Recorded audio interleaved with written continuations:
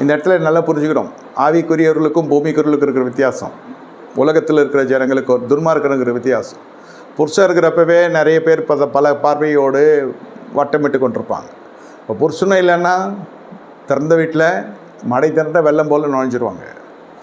அவங்க ஏற்றுக்கொள்கிறாங்களோ நிராகரிக்கப்படுகிறாங்களோ ரெண்டாவது அட்டெம்ப்ட், முயற்சி செய்கிறான் தன் வசப்படுத்த. சூழ்நிலை அவனுக்கு சாதகமாக இருக்குது. என்ன இங்கே பரிசுத்தாய் பெற்றவங்க எப்படி இருக்கிறாங்க? தாவீது பரிசுத்தாய் பெற்றார். அவர் எப்பப்பெல்லாம் சங்கீதம் பாடுறாரோ அப்போ பரிசுத்தாய் வருவார். சவுலுக்காக சுரமண்டலம் வாசிக்கிற கர்த்தருடைய ஆவி இறங்குவார். யுத்தத்துக்கு போகிறப்ப கர்த்தருடைய ஆவியார் இறங்குவார். தியானிக்க பொழுது அக்கினி மூலம். ஆனால் புதிய ஏற்பாட்டு பரிசுத்தவான்கள் உங்களுக்குள்ளே வாசம் செய்கிறார். நமக்குள்ளே வாசம் செய்கிற தேவன் 24/7 நம்ம ஆவியில் அக்கினி அனலுள்ளலாம் இருக்கணும்னு சொல்லவர். தாவீது செய்யலாம். சரீரத்தில் விருத்தசேதம் பெற்ற மனுஷன், நான் இருதயத்தில் விருத்தசேதம் பெற்ற மனுஷன். நாம் புதிய ஏற்பாட்டு விசுவாசிகள், ரத்தத்தின் உடன்படிக்கைக்குரிய விசுவாசிகள். கிறிஸ்துவின் ரத்தத்துக்கு நீங்களும் நானும் செய்ய முடியாது, செய்யக்கூடாது. தாவீது செய்கிறாரு, சாலமோன் செய்கிறாருலாம், நம்ம இதெல்லாம் செய்யக்கூடாது.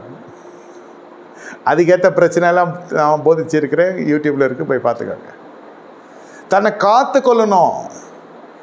ஜிம்மின்னு போகிறது அந்த மாதிரி ஒரு சூழ்நிலையிலே துடிக்கிறது.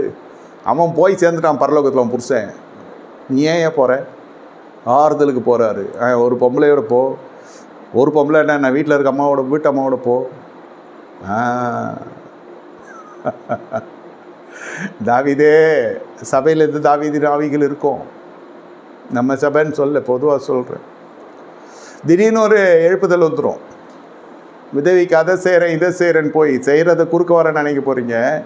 குளிக்க போய் கரையாயிடாதீங்கன்னு சொல்ல வரேன் நான். அதனால இந்த கலெக்ட் பண்ண பணமும் விசுவாசிகளும் என்ன செஞ்சிட்டாங்க, சபை வழியாக போட்டோம்.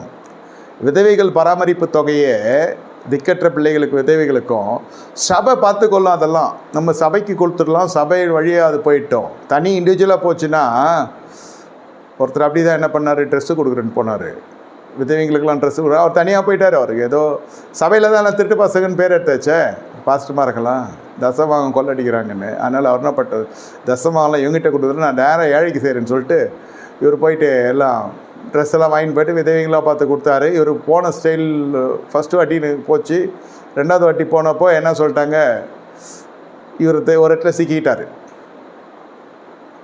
கட்சியில் ட்ரெஸ் வாங்கி கொடுக்குறேன்னு போய் அப்புறம் உள்ளாடை வெளியாடைன்னு எல்லா ஆடையும் வாங்கி அவர் கட்சியில் இவர் அங்கேயே ஸ்டாக் பண்ணிக்கினாங்க. நான் சொல்கிறது உங்களுக்கு புரியும். குடும்பமே நாளாக போச்சு.